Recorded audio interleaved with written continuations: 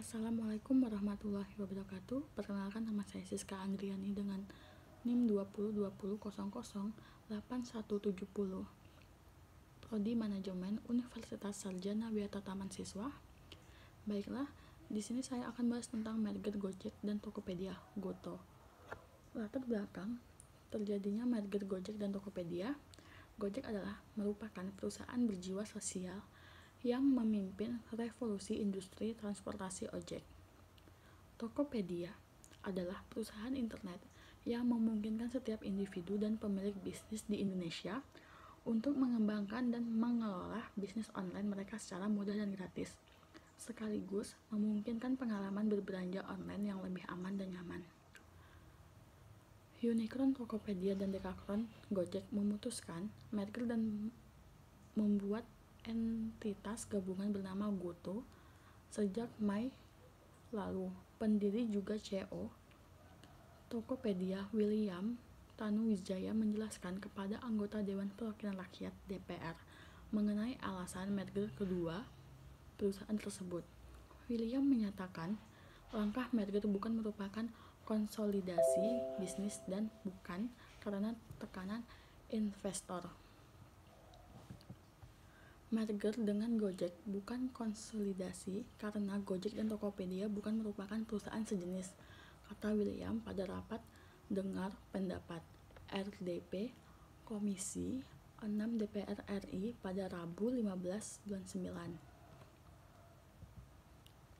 Menurutnya, Tokopedia merupakan perusahaan e-commerce, sedangkan Gojek perusahaan layanan on-demand.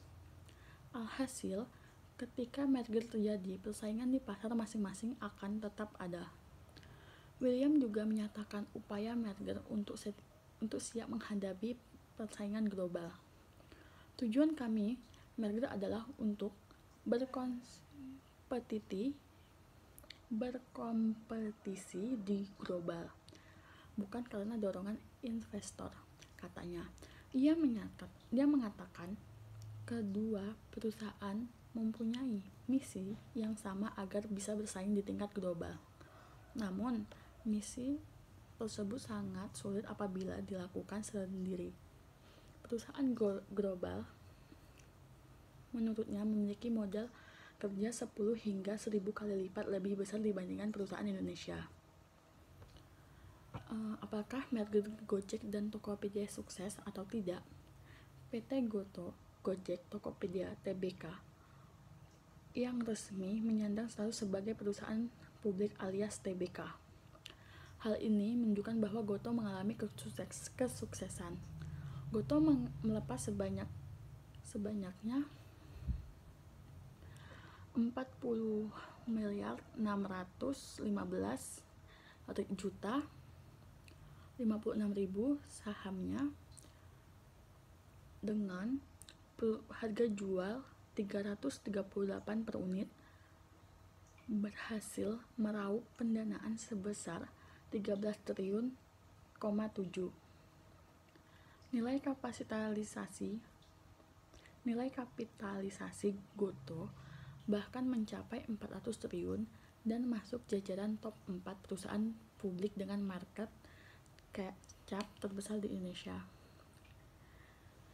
Di hari perdananya, listing harga saham Goto ditutup melesat 13,02%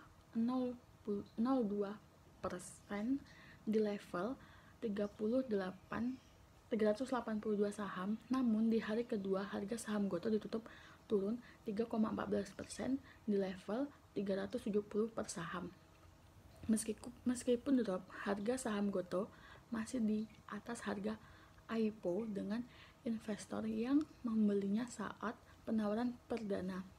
Masih bisa dinikmati cuan 9,5% jika menggenggamnya sampai hari kemarin, Selasa 12 bulan 4 2022. Riset yang dipublikasikan oleh PT Ciptadana Sekuritas Asia mematok target price saham Goto di 500 per saham. Itu artinya berdasarkan model valuasi yang dibuat, nilai perusahaan Gotoh bakal mencapai 592 triliun dan menjadi perusahaan dengan market cap terbesar ketiga di Republik Indonesia setelah BBCA dan BBRI jika harganya sampai ke level tersebut. Baiklah, cukup sekian yang dapat saya sampaikan. Kurang dan lebihnya saya mohon maaf. Wabillahi taufiq wal hidayah. Wassalamualaikum warahmatullahi wabarakatuh.